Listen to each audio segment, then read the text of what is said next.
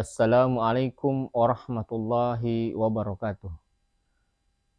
Innal hamdalillah wassalatu wassalamu ala Rasulillah wa ala alihi washabihi wa mawalah. Alhamdulillah, pada kesempatan ini saya akan menyampaikan satu perkataan dari sahabat Rasulullah Muhammad SAW, Ali bin Abi Thalib, menyampaikan tentang masalah salat. Apa kata beliau? Lebih baik salat pikiran Anda kemana-mana daripada kemana-mana tidak sholat.